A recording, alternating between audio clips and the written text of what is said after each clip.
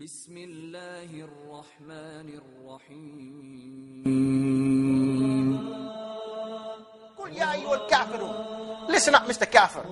Like that. Very simple. قل يا أيها الكافرون. لا أعبد ما تعبدون. I do not worship what you worship, and you do not worship what I worship, and I will never ever worship what you worship. لكم دينكم ولي دين. And you to your deen, and me to my deen. Meaning no integration, no multiculturalism, no diversity, no tolerance. I got my own deen, you got your own deen. You got your democracy, we got our own sharia. You got your own free mixing, we got our own nikah.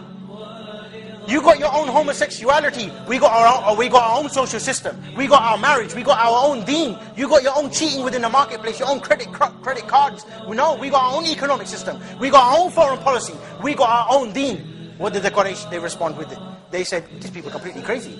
These people become those strangers, those ghuraba. And this is exactly what the hadith of Rasulullah sallallahu alaihi wasallam informed us about then and our reality today. He said, Bada Islamu Gariban, wa sayudu Gariban, kama bada fatuba lil ghuraba. That Islam come as something strange, not something which integrated. Islam has come as something strange, and it will go back as something strange. So tuba lil ghuraba.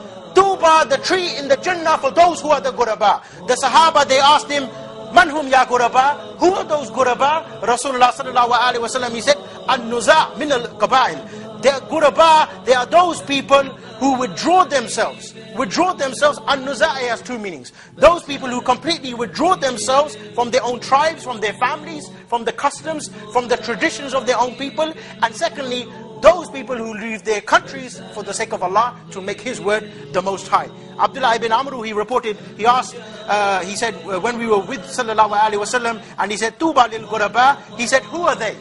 Who are they? Who here wants to follow the footsteps of Rasulullah? Do you want to follow the footsteps of Rasulullah? Do you want to follow the footsteps of the companions of Rasulullah sallallahu alaihi wasallam? They were the first ghuraba. Rasulullah sallallahu alaihi wasallam, he said, they are the very good people, and they are very few in number compared to the majority. And they are those people who forbid the evil when the people, they start to become corrupted. So those people who withdraw themselves from the corruption, they make bara'ah from the corruption, but they rise up to destroy that corruption and replace it via the haqq. وَقُلْ جَاءَ الْحَقِّ وَدَهَقَ الْبَاطِلِ. The truth it come to smash the falsehood, to smash the batil. That is the deen of Islam. So sallallahu alaihi wasallam, you can understand, he rose up with the sword of Tawheed in his society, with the sword of La ilaha illallah. The Tawheed of not just understanding God the only creator, but God the only commander, God the only legislator, and he carried that in his society. So today, when we find that the sanctity of Allah subhanahu wa ta'ala is being violated, how is it that we remain silent? Somebody come in the middle of the street to steal your own mobile phone. You tell him you're not going to defend it? You tell him you're not going to defend it? Somebody scratch up your nice £20,000 BMW. You would remain silent? You will never remain silent. So how is it today when somebody, he violates the sanctity of Allah subhanahu wa ta'ala, and we remain silent? We can never remain silent. We are not from the ummah of Gordon Brown. We are not from the ummah of Tony Blair. We are from the ummah of Osama bin Zayd. We are from the ummah of Khalid bin Walid. We are from the ummah of Umar al-Faruq. They are our example. They are our example. When they rose up in their society, what did they do? They did not integrate. They did not isolate. They worked to destroy the God of man and replace it with the God of Allah, the law of Allah subhanahu wa ta'ala, the Sharia above their noses. So we need to understand, today in our reality, we are not people who are in need of democracy. Let their democracy, their freedom, their secularism, let it go to hell. It's a false God, it's a false idol for us. We never worship it. We never submit to it. We never obey it. Rather, we understand that we're not people who just want to go around and humiliating the kafir. I'm not trying to propagate that to you. But I'm trying to make you understand that you are not in need of the kafir. The kafir, he's in need of you. The kafir is in need for you to give him the message. This is the responsibility, the amana that you've been given as a responsibility. The deen is an amana, a responsibility for you to convey that message. The ayah said in the Quran, we made you as ummatul wasata. Not just middle nation, but as the leading nation, to be witnesses over al-nas, over the whole of mankind. Yeah? And that is a description of those ghuraba, that they carry that message. Those ghuraba, those strangers, if they are the strangers, if they withdraw themselves, and they command the good and they forbid the evil, and they order the maruf, which is absent today, the tawheed. The presence of the munkar necessitates that you must order the maruf. The maruf is the tawheed, which is absent as a law and order today. Which is why we have so many problems today. Our lands are being occupied.